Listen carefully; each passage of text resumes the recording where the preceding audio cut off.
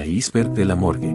Una conocida de mi mamá trabaja en una de las morgues principales de Monterrey, y ella dice que con el tiempo te acostumbras a las presencias que se sienten ahí. Según comenta, no es raro que pasen cosas sin explicación, como sentir una silueta alta y oscura en el pasillo principal que conecta con el hospital. A veces incluso logran verla de reojo, pero ya prefieren ignorarla porque siempre está ahí. Otra cosa que mencionó es lo complicado que se vuelve todo cuando hay apagones o fallan los sistemas de refrigeración. Dijo que en esas ocasiones el ambiente se vuelve verdaderamente insoportable, tanto por el calor como por la atmósfera que se siente en el lugar.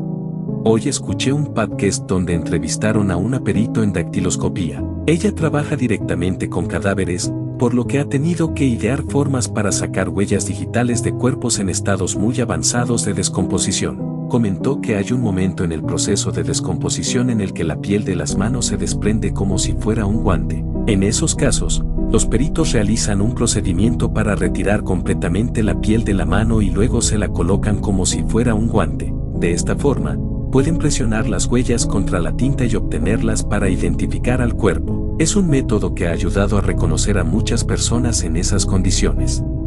Mi mamá trabajaba como cocinera en un hospital donde también estaba la morgue, justo cerca de los contenedores de basura. Ella me contó que, al terminar su jornada y hacer la limpieza, ninguna de las señoras se atrevía a ir sola a tirar la basura, siempre iban en grupo porque al pasar por ahí se sentía un ambiente muy frío y pesado que les daba miedo. Una vez yo fui a ayudarles y quise hacerme la valiente, así que decidí ir sola a tirar la basura. Todo iba bien hasta que, de repente, sentí un peso extraño sobre mis hombros y un frío intenso en mi oído derecho. No escuché ni vi nada, pero esa sensación me dejó helada. Fue algo que jamás olvidaré.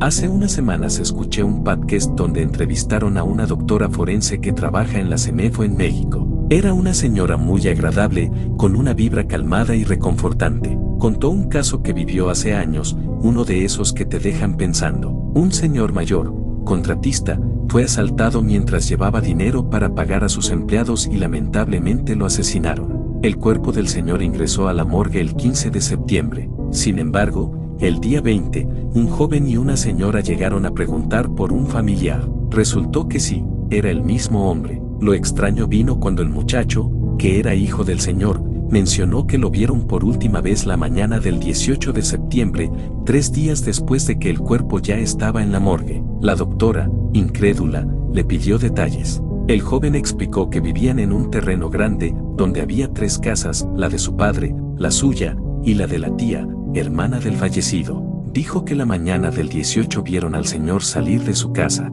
El hijo le preguntó cómo estaba, y el padre, con un gesto de cabeza, indicó que estaba bien. Luego, la tía le gritó que qué bueno, y que lo esperaban para cenar esa noche. Él asintió nuevamente y siguió su camino. Eso fue lo último que vieron de él. La historia desconcertó tanto a la doctora como a los familiares, porque para ese día, el cuerpo del señor llevaba 3 días en la morgue.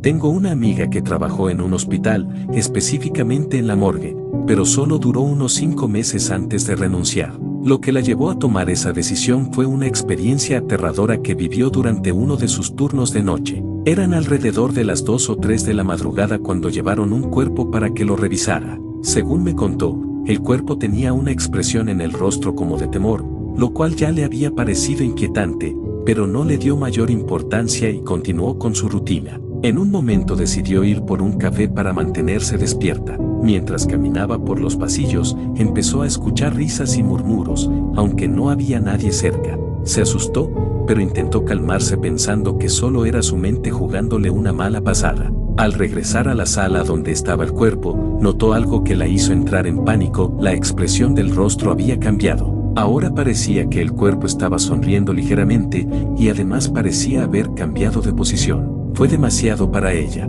No quiso quedarse ni un segundo más en ese lugar.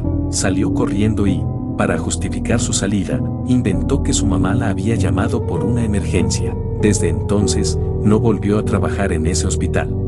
Me toca, soy enfermero y cuando era estudiante me tocó ir a hacer mis prácticas en el turno nocturno en el Hospital Oran de Mérida, Yucatán. Googleenlo para que se lo imaginen mejor. Entonces habían dos elevadores principales y un elevador que solo usaban los jefes. Yo tenía permiso de mi jefa de servicio de subir por el de los jefes, para llegar a tiempo. Los que trabajan en un hospital saben que las colas para subir a los de uso común son tardas, y para llegar al de los jefes tenía que pasar por la morgue. Era una habitación como de 20x20 y una puerta de sellado hermético como en un congelador. Siempre estaba iluminado con un foco, y había un guardia al otro lado, pues tenía salida al estacionamiento y de ahí al elevador el acceso, y varias veces crucé y les juro no toleraba el olor que expidía la alcantarilla. Tenía como 2 rejillas de desagüe y olían de mal. Peor, como personal de salud he olido la carne humana al ser cortada con lápiz de cauterio, la placenta, la sangre, la materia de heridas e incluso heridas infectadas, y les juro que el olor de esa alcantarilla superaba todos los malos olores. Y en una ocasión para el 14 de febrero, en el servicio que estaba, que era ortopedia, llegó un muchacho que le pusieron clavos porque se rompió la pierna, tenía aprox 4 clavos y no podía mover la pierna. Ese día el muchacho se veía muy pero muy mal, se le dieron cuidados normales y medicamentos para el dolor pero no mejoraba su actitud. A los 2 días falleció por una infección nosocomial. Googleen, y me tocó ver que introduzcan el cuerpo justo cuando pasaba para ir a la morgue o cuarto frío del hospital. Supe que era él al ver que sobresalían los clavos de la pierna.